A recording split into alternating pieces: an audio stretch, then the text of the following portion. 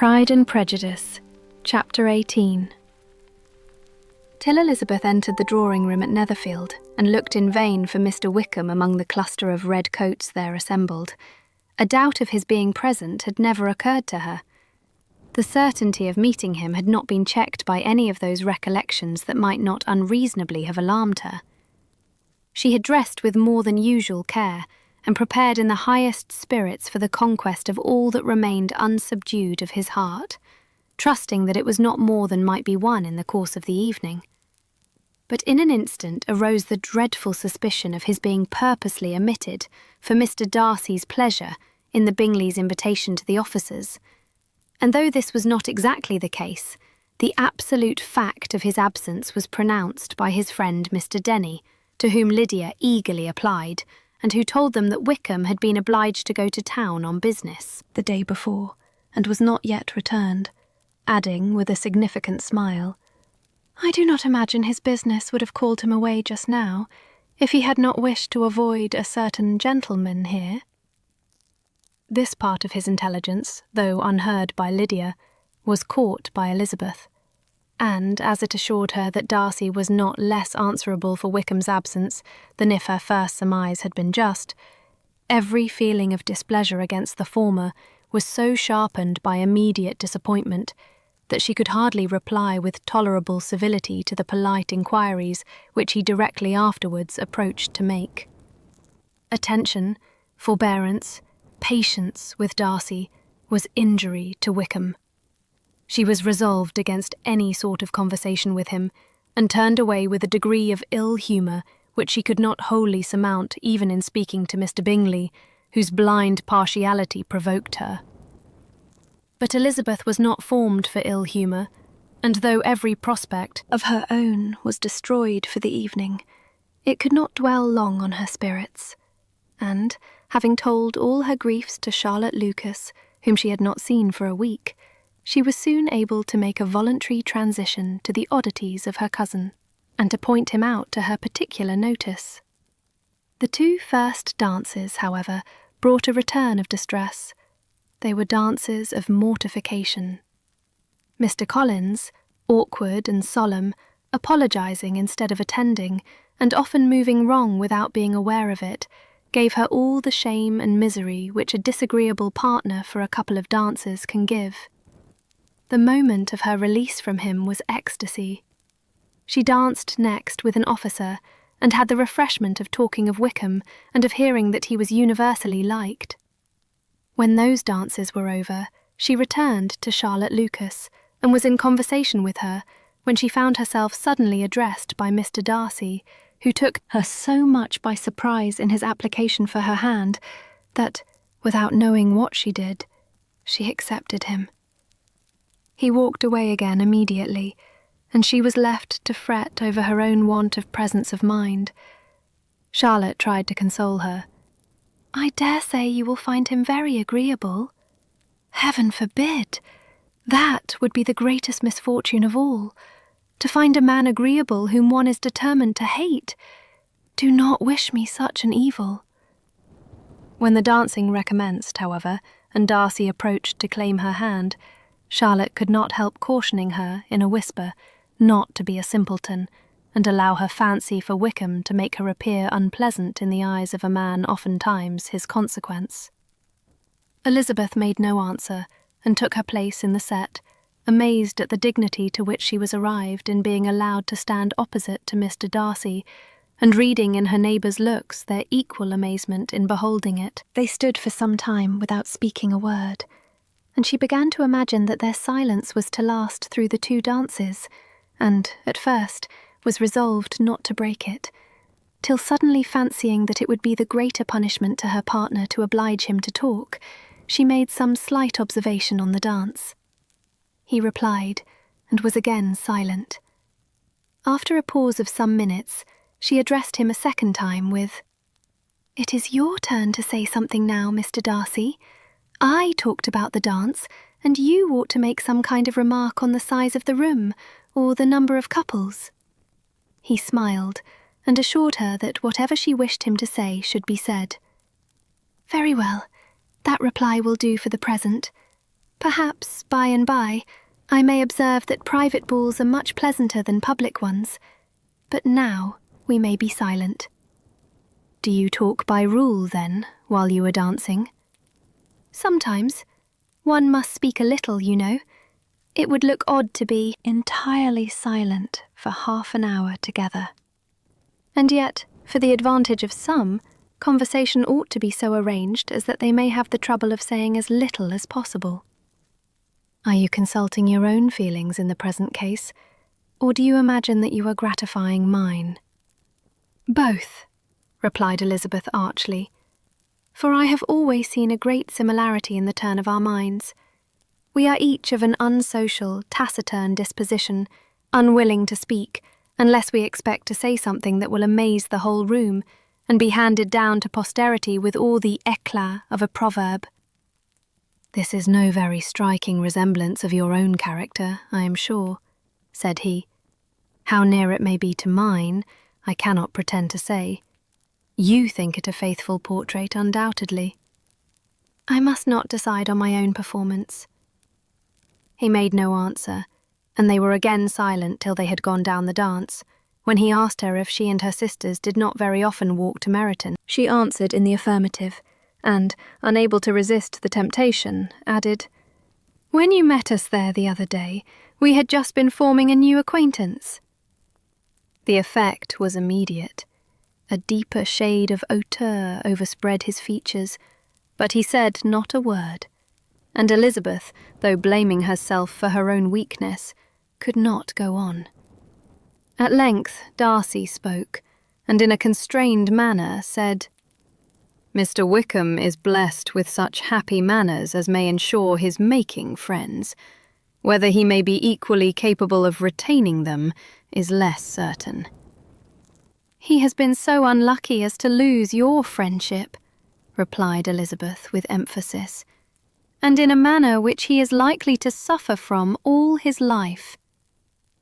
Darcy made no answer, and seemed desirous of changing the subject. At that moment, Sir William Lucas appeared close to them, meaning to pass through the set to the other side of the room, but, on perceiving Mr. Darcy, he stopped, with a bow of superior courtesy, to compliment him on his dancing and his partner. "I have been most highly gratified indeed, my dear sir. Such very superior dancing is not often seen. It is evident that you belong to the first circles. Allow me to say, however, that your fair partner does not disgrace you, and that I must hope to have this pleasure often repeated, especially when a certain desirable event, my dear Miss Eliza," glancing at her sister and Bingley, "shall take place. What congratulations will then flow in! I appeal to Mr. Darcy, but let me not interrupt you, sir. You will not thank me for detaining you from the bewitching converse of that young lady, whose bright eyes are also upbraiding me." The latter part of this address was scarcely heard by Darcy, but Sir William's allusion to his friend seemed to strike him forcibly, and his eyes were directed with a very serious expression towards Bingley and Jane, who were dancing together. Recovering himself, however, shortly, he turned to his partner and said, "Sir William's interruption has made me forget what we were talking of." "I do not think we were speaking at all. Sir William could not have interrupted any two people in the room who had less to say for themselves. We have tried 2 or 3 subjects already without success, and what we are to talk of next I cannot imagine." "What think you of books?" said he, smiling. "Books? Oh no, I am sure we never read the same, or not with the same feelings." "I am sorry you think so, but if that be the case, there can at least be no want of subject. We may compare our different opinions." "No, I cannot talk of books in a ballroom. My head is always full of something else." "The present always occupies you in such scenes, does it?" said he, with a look of doubt. "Yes, always," she replied, without knowing what she said, for her thoughts had wandered far from the subject, as soon afterwards appeared by her suddenly exclaiming, I remember hearing you once say, Mr. Darcy, that you hardly ever forgave, that your resentment, once created, was unappeasable. You are very cautious, I suppose, as to its being created. I am, said he with a firm voice. And never allow yourself to be blinded by prejudice? I hope not. It is particularly incumbent on those who never change their opinion to be secure of judging properly at first. May I ask to what these questions tend? Merely to the illustration of your character, said she, endeavouring to shake off her gravity. I am trying to make it out. And what is your success? She shook her head. I do not get on at all. I hear such different accounts of you as puzzle me exceedingly. I can readily believe, answered he gravely, that reports may vary greatly with respect to me, and I could wish, Miss Bennet, that you were not to sketch my character at the present moment, as there is reason to fear that the performance would reflect no credit on either. But if I do not take your likeness now, I may never have another opportunity. I would by no means suspend any pleasure of yours, he coldly replied. She said no more, and they went down the other dance and parted in silence, on each side dissatisfied, though not to an equal degree.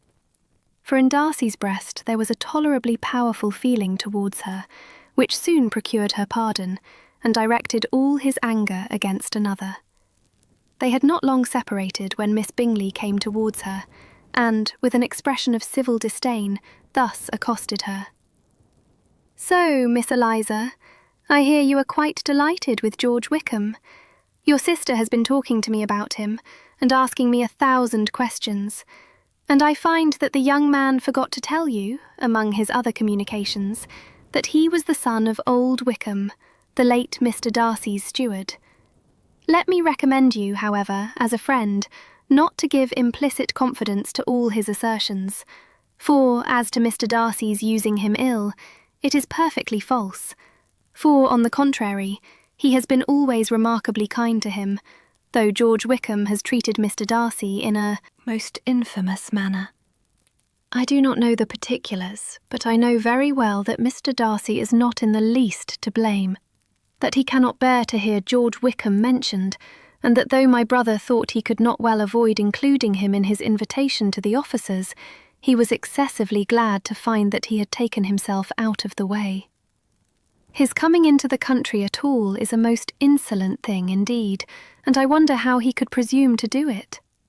I pity you, Miss Eliza, for this discovery of your favourite's guilt, but really, considering his descent, one could not expect much better. His guilt and his descent appear, by your account, to be the same, said Elizabeth angrily, for I have heard you accuse him of nothing worse than of being the son of Mr. Darcy's steward, and of that, I can assure you, he informed me himself. I beg your pardon, replied Miss Bingley, turning away with a sneer. Excuse my interference, it was kindly meant. Insolent girl, said Elizabeth to herself. You are much mistaken if you expect to influence me by such a paltry attack as this. I see nothing in it but your own wilful ignorance and the malice of Mr. Darcy. She then sought her eldest sister, who had undertaken to make inquiries on the same subject of Bingley. Jane met her with a smile of such sweet complacency, a glow of such happy expression, as sufficiently marked how well she was satisfied with the occurrences of the evening. Elizabeth instantly read her feelings, and at that moment, solicitude for Wickham, resentment against his enemies, and everything else, gave way before the hope of Jane's being in the fairest way for happiness. I want to know, said she, with a countenance no less smiling than her sister's, what you have learnt about Mr. Wickham. But perhaps you have been too pleasantly engaged to think of any third person, in which case you may be sure of my pardon. No, replied Jane, I have not forgotten him. but I have nothing satisfactory to tell you. Mr. Bingley does not know the whole of his history, and is quite ignorant of the circumstances which have principally offended Mr. Darcy. But he will vouch for the good conduct, the probity and honour of his friend, and is perfectly convinced that Mr. Wickham has deserved much less attention from Mr. Darcy than he has received. And I am sorry to say that by his account, as well as his sister's, Mr. Wickham is by no means a respectable young man. I am afraid he has been very imprudent, and has deserved to lose Mr. Darcy's regard. Mr. Bingley does not know Mr. Wickham himself. No, he never saw him till the other morning at Meryton. This account, then, is what he has received from Mr. Darcy. I am perfectly satisfied. But what does he say of the living? He does not exactly recollect the circumstances, though he has heard them from Mr. Darcy more than once, but he believes that it was left to him conditionally only. I have not a doubt of Mr. Bingley's sincerity, said Elizabeth warmly, but you must excuse my not being convinced by assurances only. Mr. Bingley's defence of his friend was a very able one, I dare say, but since he is unacquainted with several parts of the story, and has learnt the rest from that friend himself, I shall venture still to think of both gentlemen as I did before. She then changed the discourse to one more gratifying to each, and on which there could be no difference of sentiment. Elizabeth listened with delight to the happy though modest hopes which Jane entertained of Bingley's regard, and said all in her power to heighten her confidence in it. On their being joined by Mr. Bingley himself, Elizabeth withdrew to Miss Lucas, to whose inquiry after the pleasantness of her last partner she had scarcely replied, before Mr. Collins came up to them, and told her with great exultation that he had just been so fortunate as to make a most important discovery. I have found out, said he, by a singular accident, that there is now in the room a near relation to my patroness. I happened to overhear the gentleman himself mentioning to the young lady who does the honours of this house the names of his cousin, Miss de Bourgh, and of her mother, Lady Catherine. How wonderfully these sort of things occur! Who would have thought of my meeting with, perhaps, a nephew of Lady Catherine de Bourgh in this assembly? I am most thankful that the discovery is made in time for me to pay my respects to him, which I am now going to do, and trust he will excuse my not having done it before. My total ignorance of the connection must plead my apology. You are not going to introduce yourself to Mr. Darcy? Indeed I am. I shall entreat his pardon for not having done it earlier. I believe him to be Lady Catherine's nephew. It will be in my power to assure him that her ladyship was quite well yesterday se'nnight. Elizabeth tried hard to dissuade him from such a scheme, assuring him that Mr. Darcy would consider his addressing him without introduction as an impertinent freedom rather than a compliment to his aunt, that it was not in the least necessary there should be any notice on either side, and that if it were, it must belong to Mr. Darcy, the superior in consequence, to begin the acquaintance. Mr. Collins listened to her with the determined air of following his own inclination, and when she ceased speaking, replied thus: My dear Miss Elizabeth, I have the highest opinion in the world of your excellent judgment in all matters within the scope of your understanding, but permit me to say that there must be a wide difference between the established forms of ceremony amongst the laity and those which regulate the clergy, for, give me leave to observe, that I consider the clerical office as equal in point of dignity with the highest rank in the kingdom, provided that a proper humility of behaviour is at the same time maintained. You must, therefore, allow me to follow the dictates of my conscience on this occasion, which lead me to perform what I look on as a point of duty. Pardon me for neglecting to profit by your advice, which on every other subject shall be my constant guide, though in the case before us, I consider myself more fitted by education and habitual study to decide on what is right than a young lady like yourself. And with a low bow, he left her to attack Mr. Darcy, whose reception of his advances she eagerly watched, and whose astonishment at being so addressed was very evident. Her cousin prefaced his speech with a solemn bow, and though she could not hear a word of it, she felt as if hearing it all, and saw in the motion of his lips the words apology, Hunsford, and Lady Catherine de Bourgh. It vexed her to see him expose himself to such a man. Mr. Darcy was eyeing him with unrestrained wonder, and when at last Mr. Collins allowed him to speak, replied with an air of distant civility. Mr. Collins, however, was not discouraged from speaking again, and Mr. Darcy's contempt seemed abundantly increasing with the length of his second speech, and at the end of it he only made him a slight bow and moved another way. Mr. Collins then returned to Elizabeth. "I have no reason, I assure you," said he, "to be dissatisfied with my reception. Mr. Darcy seemed much pleased with the attention. He answered me with the utmost civility, and even paid me the compliment of saying that he was so well convinced of Lady Catherine's discernment as to be certain she could never bestow a favour unworthily. It was really a very handsome thought. Upon the whole, I am much pleased with him." As Elizabeth had no longer any interest of her own to pursue, she turned her attention almost entirely on her sister and Mr. Bingley, and the train of agreeable reflections which her observations gave birth to made her perhaps almost as happy as Jane. She saw her in idea settled in that very house, in all the felicity which a marriage of true affection could bestow, and she felt capable, under such circumstances, of endeavouring even to like Bingley's two sisters.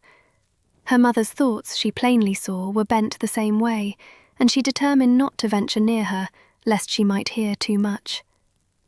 When they sat down to supper, therefore, she considered it a most unlucky perverseness which placed them within one of each other, and deeply was she vexed to find that her mother was talking to that one person, Lady Lucas, freely, openly, and of nothing else but of her expectation that Jane would be soon married to Mr. Bingley. It was an animating subject, and Mrs. Bennet seemed incapable of fatigue while enumerating the advantages of the match. His being such a charming young man, and so rich, and living but 3 miles from them, were the first points of self-gratulation. And then it was such a comfort to think how fond the two sisters were of Jane, and to be certain that they must desire the connection as much as she could do. It was, moreover, such a promising thing for her younger daughters, as Jane's marrying so greatly must throw them in the way of other rich men, and, lastly, it was so pleasant at her time of life to be able to consign her single daughters to the care of their sister, that she might not be obliged to go into company more than she liked. It was necessary to make this circumstance a matter of pleasure, because on such occasions it is the etiquette, but no one was less likely than Mrs. Bennet to find comfort in staying at home at any period of her life. She concluded with many good wishes that Lady Lucas might soon be equally fortunate, though evidently and triumphantly believing there was no chance of it. In vain did Elizabeth endeavour to check the rapidity of her mother's words, or persuade her to describe her felicity in a less audible whisper. For to her inexpressible vexation, she could perceive that the chief of it was overheard by Mr. Darcy, who sat opposite to them. Her mother only scolded her for being nonsensical. "What is Mr. Darcy to me, pray, that I should be afraid of him? I am sure we owe him no such particular civility as to be obliged to say nothing he may not like to hear." "For heaven's sake, madam, speak lower. What advantage can it be to you to offend Mr. Darcy? You will never recommend yourself to his friend by so doing." Nothing that she could say, however, had any influence. Her mother would talk of her views in the same intelligible tone. Elizabeth blushed, and blushed again with shame and vexation. She could not help frequently glancing her eye at Mr. Darcy, though every glance convinced her of what she dreaded. For though he was not always looking at her mother, she was convinced that his attention was invariably fixed by her. The expression of his face changed gradually from indignant contempt to a composed and steady gravity. At length, however, Mrs. Bennet had no more to say, and Lady Lucas, who had been long yawning at the repetition of delights which she saw no likelihood of sharing, was left to the comforts of cold ham and chicken. Elizabeth now began to revive, but not long was the interval of tranquillity, for when supper was over, singing was talked of, and she had the mortification of seeing Mary, after very little entreaty, preparing to oblige the company. By many significant looks and silent entreaties did she endeavour to prevent such a proof of complaisance, but in vain. Mary would not understand them. Such an opportunity of exhibiting was delightful to her, and she began her song. Elizabeth's eyes were fixed on her with most painful sensations, and she watched her progress through the several stanzas with an impatience which was very ill rewarded at their close. For Mary, on receiving amongst the thanks of the table the hint of a hope that she might be prevailed on to favour them again, after the pause of half a minute began another. Mary's powers were by no means fitted for such a display. Her voice was weak, and her manner affected. Elizabeth was in agonies. She looked at Jane to see how she bore it, but Jane was very composedly talking to Bingley. She looked at his two sisters, and saw them making signs of derision at each other, and at Darcy, who continued, however, impenetrably grave. She looked at her father to entreat his interference, lest Mary should be singing all night.